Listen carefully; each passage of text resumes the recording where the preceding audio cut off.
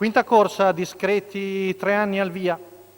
1 Beyoncé Jet, 2 BB King dei Veltri, 3 Born to Run, 4 Balalaika Matto, 5 Baltimora Trio, 6 Birago, 7 Bonwit B. Su Birago Antonio Greppi. Proprio Birago rinuncia al lancio. Sono veloci BB King dei Veltri e Balalaika Matto.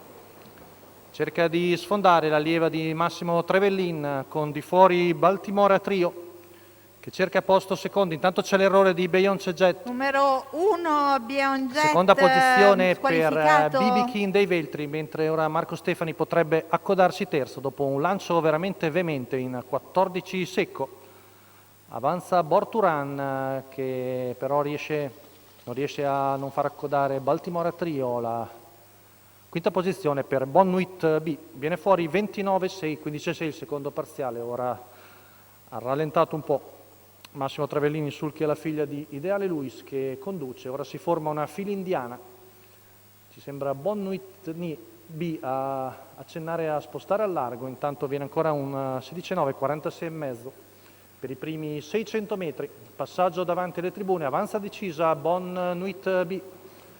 Affianca ora BB King dei Veltri, ma in vantaggio sempre Balalaika Matto che percorre in 15-1 la retta qui di fronte alle tribune. Primo giro in 1-1-6, seconda posizione sempre per BB King dei Veltri a precedere Baltimora Trio, poi Birago in quarta posizione lungo la corda, penultima curva passata in 14-8, chilometro in 1-16-4.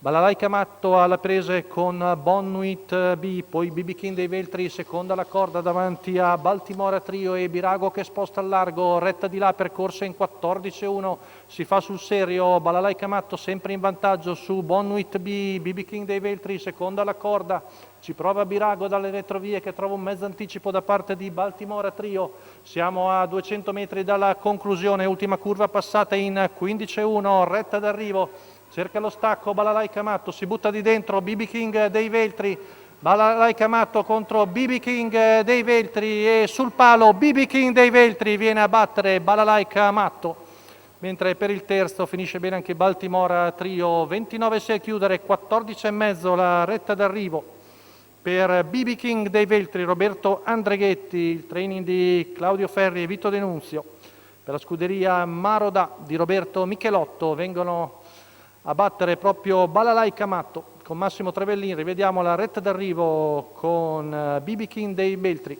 che mette